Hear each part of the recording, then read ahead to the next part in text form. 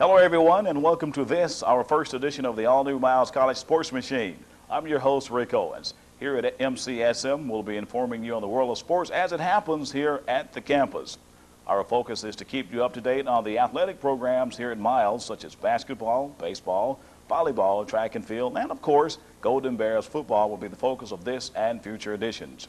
In today's show, we'll recap Golden Bears football, talk with our own Lady Bears coach Kimberly Pooler on this year's volleyball season, and feature our Player of the Week, Joe Killens. Let's kick things off with a recap of Golden Bears football this season under the guidance of second-year head coach Wade Streeter.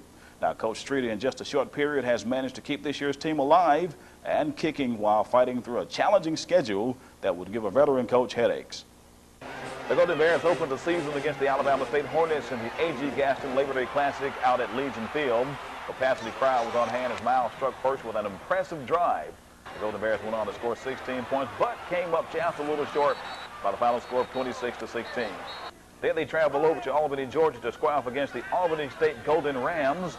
And as always, Miles struck first with an impressive scoring drive. They were able to pull off a victory by the final score of 25-23. Now the road show continued as the Golden Bears paid a visit to CAU over in Atlanta. Miles controlled the game midway until the fourth quarter, when CAU struck twice to take the victory in a close one, 14-7. Meantime, Tuskegee was the third road trip as Miles tangled with the Tigers. Once again, the Golden Bears controlled the tempo of the game, but late in the fourth quarter, Tuskegee struck quickly to come away with a final victory of 26-18. And the Miles Golden Bears finally came home on September the 28th to host the Benedict Tigers under the brand new lights at the Albert J.H. Sloan Alumni Stadium. In a nail-biter, Miles emerged victorious with a thrilling 28-17 victory. The Steelman Tigers came to town on October the 6th at the Steel City Classic. It was a classic throwdown, classic rivalry that is, with Miles overpowering the Tigers by the final score of 35-20. And here's a look now at the Golden Bears football season in review, a quick recap.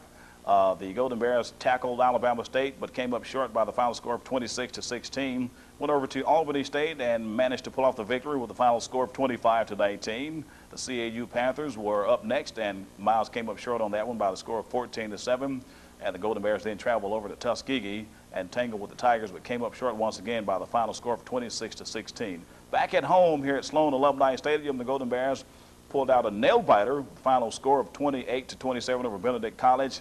And the Steel City Classic was a good one as Miles managed to pull off a great victory over the Stillman College Tigers by the final score of 35-20. Go get him! Go get him! Go get him!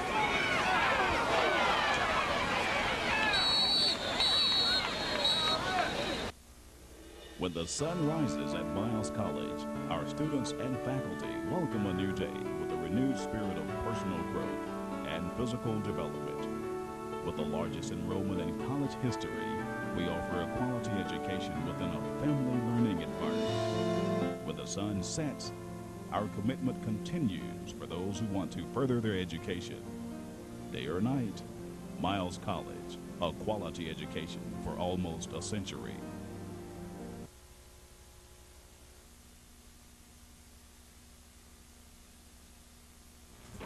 The power, energy,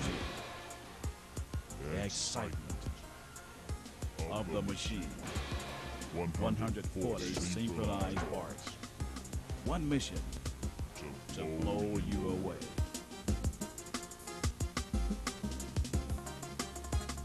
Be a part of PMM. The Purple Marching Machine. Call Miles College Office of Admissions at 925-1656.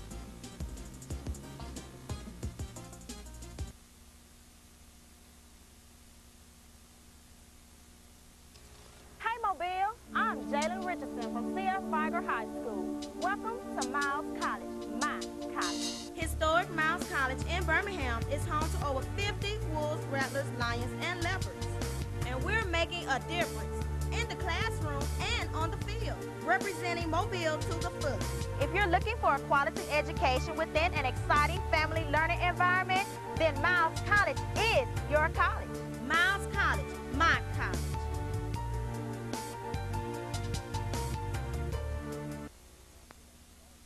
Let's check in now with Scooter Jackson on the sideline with this Golden Bears update.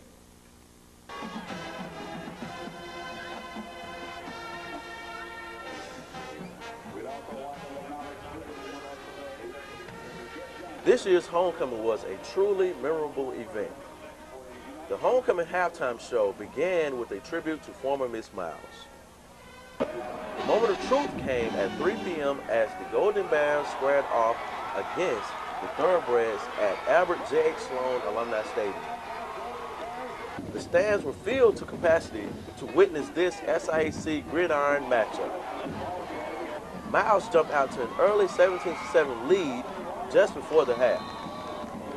The Golden Bears would score midway through the third quarter with a field goal to increase their lead.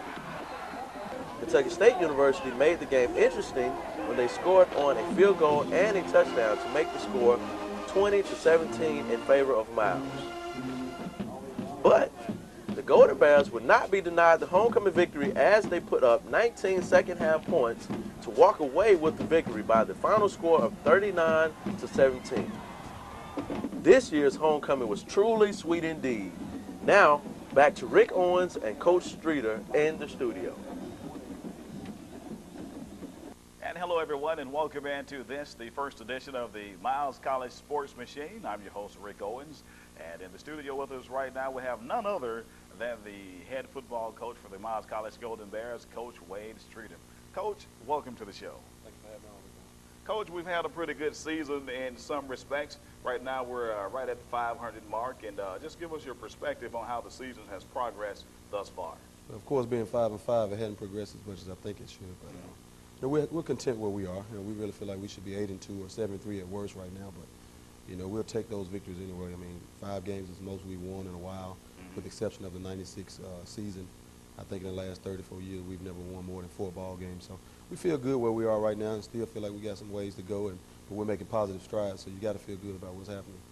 How's the team looked over the season, Coach, in terms of major injuries? Have we been hampered by major injuries that would have kept us out of winning the close games? Well, you can't make excuses, but football being a contact sport, I think we're about as banged up as anybody else. This time last season, I think we had a few more injuries. Football is a contact sport, so you're going to have some guys that are banged up and kids that have to play with injuries. I think some of the mental mistakes that we've played and made during the games have cost us some close ball games. But overall, I feel good about what the kids have done. They played hard. They haven't quit. And we've represented the college well, so I feel good about what has happened thus far. Okay. Offensively right now, I believe that you're an offensive-minded man. And how's the offense performed, in your opinion, over the season thus far? We've progressed. Normally in the beginning of the season, defense is farther ahead than offense. And this year held, true to form. And since the last ball game, I've been able to sit back and look what we've done over the last 5 weeks, and we've progressed offensively. Nick Smith has grown up a whole lot as a quarterback. I think he's made some key decisions. You can tell the last 2 ball games that he hadn't turned the ball over as much. And early on in the year, he was more apt to try to force the ball and make things happen as opposed to letting the game just come to him. So by him growing up and only being a sophomore, I really feel like the future is bright. Our running game is emerged. Beginning of the year was probably non-evident to me.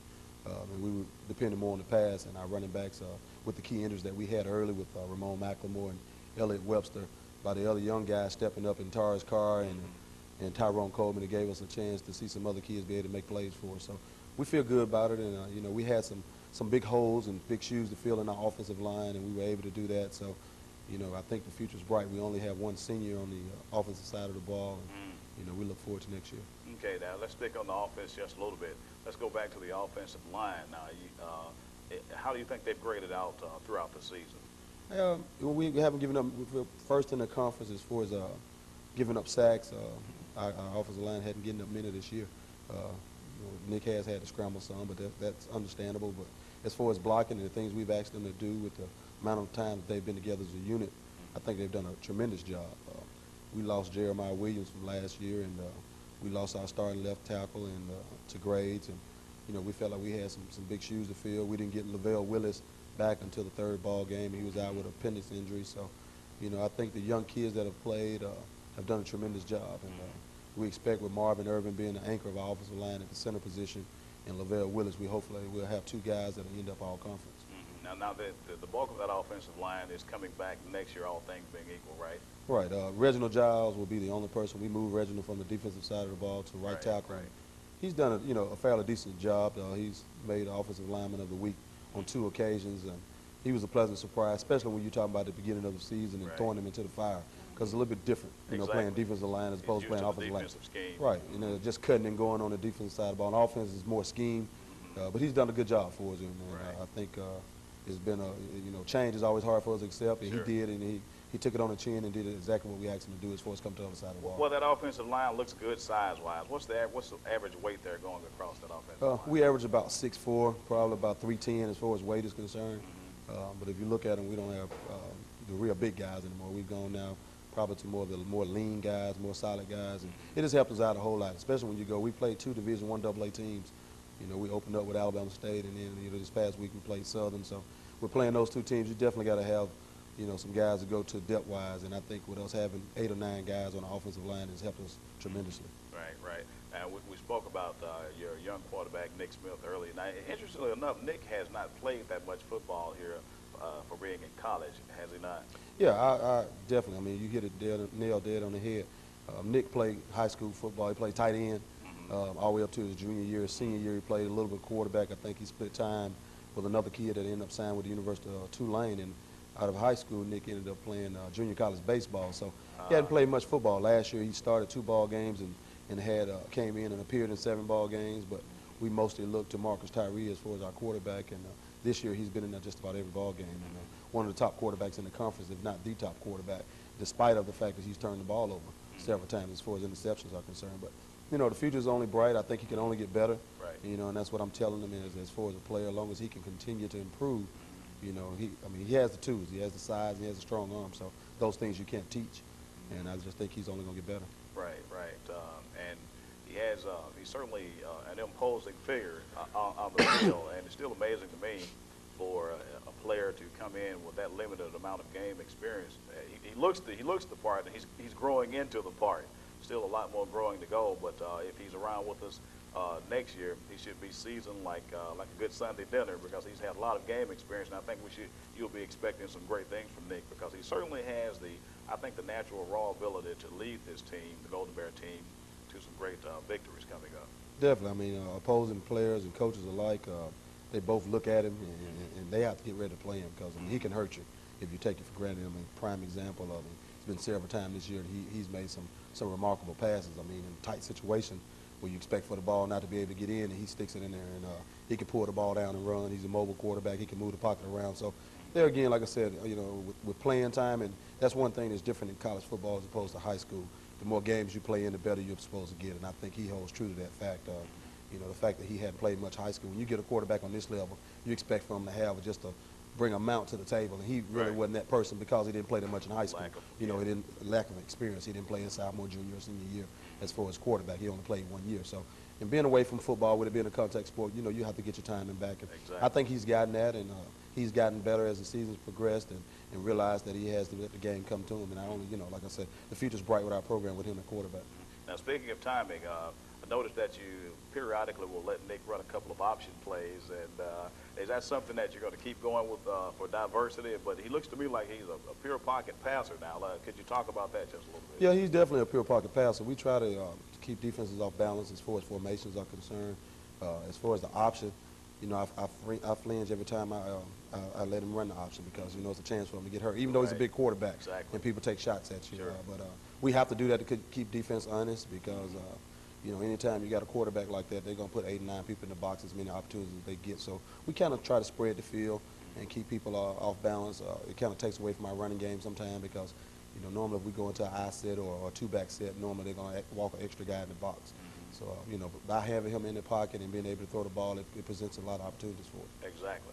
Now, let's talk a little bit more about one or two of the other, in my opinion, I don't know if you want me to call them this, but I'm going to call them kind of marquee players. I like Charlie Rollins. I think he started out at tailback at some point, didn't he? But he's kind of a versatile player, all-purpose player, so it seems like to me you put him into the receiver slot here lately.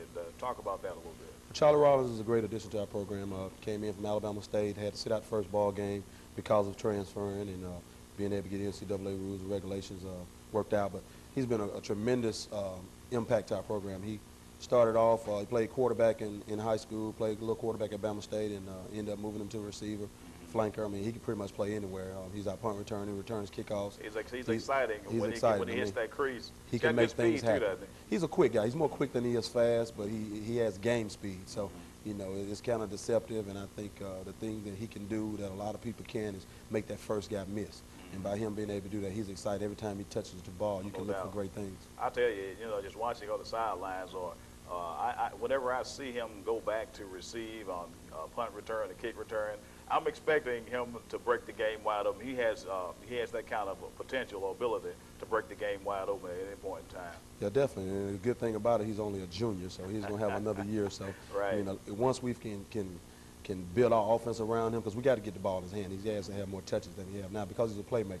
The only drawback is his size. He's not a very big guy. He's not very tall. But if you look at him, he's a stocky kid. So, he can take some punishment because he's taking some licks this year. Sure, But he's still, he's a strong kid. He's a hezzy kid, and he's not the kind of person that's going to complain or not, let you down in key situations when you really need him. He's a playmaker. Okay, let's look at the Golden Bear defense, Coach. It's been solid throughout the year, and let's talk quickly about some of the mainstays on the Golden Bear defense. Yeah, by far. I mean, if you're going to talk about our defense, you got to mention the top guy, and that's Joseph Killings, who's our top pro prospect. And Joe is, he's came back and showed well in this season. I mean, last year he had an ankle injury in the 5th ball game against Stillman College, and then he came back this year and one of the top tacklers in the conference. And a kid that has 5 interceptions, 10 pass breakups, and leading the conference in sacks. So, I mean, he's an impact player. I mean, he's played everything for us. He's played defensive end, the wheel backer. He's played Mike and Sam. So, I mean, his future's bright. And I really expect for him probably to be the first guy we've had from the school to actually get a chance to play in the NFL. And, we look forward to that. John Oliver's done a tremendous job for us. He's, probably the second or third tackle on the team. Our defensive line done a great job. Walter Goggins, who's a preseason all-conference kid, he's drawn a double team most of the time and kept those guys off our linebackers. Exactly. So they can make the tackle. Yeah, they can. And then in our secondary, they've grown up a whole lot as well. We got 2 freshmen starting. Right now, Fraley Piegler is starting, a kid from Huffman High School, which is a local product here. And then on the other side, we got a kid from Just Lanier High School, and Darren Walker, who started at the cornerback position, who did a great job in the first half against Southern before he got hurt. I mean, he got a slight concussion and couldn't play in the second half. And before then, I think the kid that's a pro prospect for Southern, he locked him down. So, we're going to lose 3 guys. The biggest impact with John Oliver and Joe Killings and Arthur Parker, who's our defensive end, who's done a great job for us. We'll lose those three guys on defense, but the other guys are all coming back, which is, a bright sign for our program. Okay, well, just quickly, Coach, as we get ready to wrap it up here, we can easily, well, I won't say easily, we stand a chance of winning our last game. Hopefully, we'll come out of there with a 6-5 record. That should give us some great momentum in the offseason as you go out and do a great sales job and just bring in some more high-quality players. And we can't help but expect great things, all things being equal, for the 2003 football season. And we'll talk about that just quickly, and then we're going to have to wrap it up. Yeah, definitely. I mean, with us going out and having an excellent opportunity, we plan on winning this last ball game. It'll put us at 6-5, and I re-mentioned that, since the '96 season, which we won 6 ball games, it'll be the first time in 34 years that we won that many games. So, we look forward to it, and when you go out to recruit, that's the first thing kids ask, how did you do this past year? We'll be able to say, with having a 6-5 year, that, some great things happen, even though we didn't finish the way we would have liked to. But, we look forward to next year, and we got to start, and we're telling our kids that this last game is going to catapult us to next season. And hopefully, by going out on a good note, it's going to let the senior class leave on an even keel and let the kids that are going to be in our program for next year have something to look forward to. Well, Coach, I think that's about all the time that we have here on the machine. Is obviously that we can roll on into the 2003 season. But as always, it's good to have you here on the show with us. Always a pleasure, Rick. We're looking forward to wrapping up the season in good fashion, good grand fashion, when the Morehouse Maroon Tigers come to town. And I think we're going to hand them their hats in their hands and let them go on back over there to Atlanta, Georgia, smarting a little bit. But we'd like to thank everybody for tuning in here on the Miles College Sports Machine. And once again, thanks to Coach Streeter for stopping by. And thanks for watching us on this edition of The Machine. Hey Mobile, I'm Jalen Richardson from C.F. Figer High School. Welcome to Miles College, my college. Historic Miles College in Birmingham is home to over 50 Wolves, Rattlers, Lions, and Leopards. And we're making a difference in the classroom and on the field, representing Mobile to the fullest. If you're looking for a quality education within an exciting family learning environment, then Miles College is your college. Miles College, my college.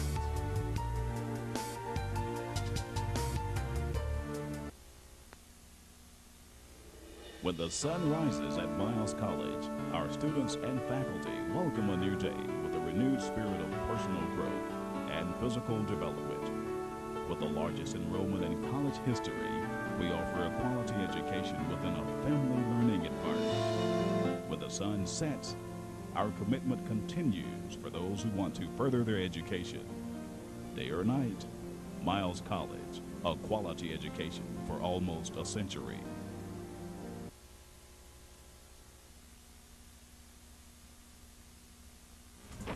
The power, energy, Excitement of the machine. 140 synchronized parts. One mission to blow you away.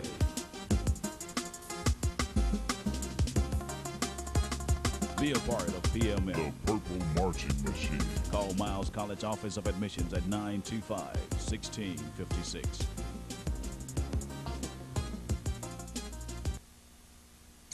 Hi, Mobile. I'm Jessica Robertson from LaFleur High School.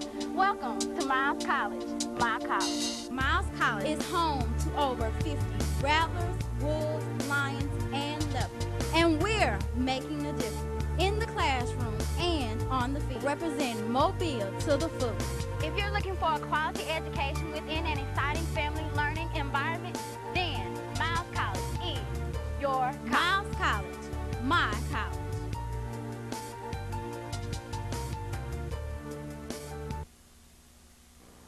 And welcome back to the Miles College Sports Machine, everyone. Once again, I'm your host, Rick Owens. Hey, listen up, sports fans. MCSM is your place for information on all sporting events here at Miles. Now, if you like basketball, and I'm sure you do, get ready to break out the pad and pencil, the Palm Pilot, laptop, or whatever to log on to upcoming sporting events.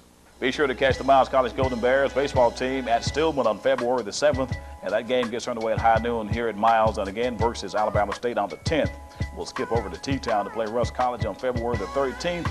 We'll replay State on the 17th and Stillman on their home turf on the 19th. The Golden Bears will play Tuskegee on the 21st and the 22nd and close it out with Montevallo on the 24th. In basketball news, the Lady Golden Bears play Lane College in T-Town on January the 13th with a 5:30 tip-off, and Kentucky State University on the 16th of January, followed by Clark Atlanta on the 18th. Lemoyne College on the 23rd and Stillman on the 24th, followed by Fort Valley State on the 29th. Now over in February, the Lady Bears will play Talladega on the 5th at 5:30 and Tuskegee on the 8th, while Spelman comes to town on the 13th. Then they'll travel over to Lane on the 17th and round out with Tuskegee again on the 22nd. The Lady Bears will represent us at the NCAA Division II Regional Championship on November the 21st and the 22nd. Well, the men aren't the only ones representing. Let's not forget about the Miles College Lady Golden Bears. We managed to catch up with Coach Kimberly Pooler. This year has been very competitive as far as the one-loss record. We still have a long way to go. You know, right now we're kind of struggling at this point because of the lack of players and some slight injuries. And I'd like to really commend those players from this sticking it out. I think we can go out being the best, number one. So I don't want to brag, but I think we can place first. Your own homework from time to time. Well, I have actually several young ladies who are leaders, which is Dee Eldridge and Cortinica Howard. Well, our overall record is 11-10. Okay. In the conference, we're 6-5. Still, we're in a rebuilding season, but as it go on, it's getting better and better. Well, I think our strengths are that we never quit, okay, and that would basically sums up everything.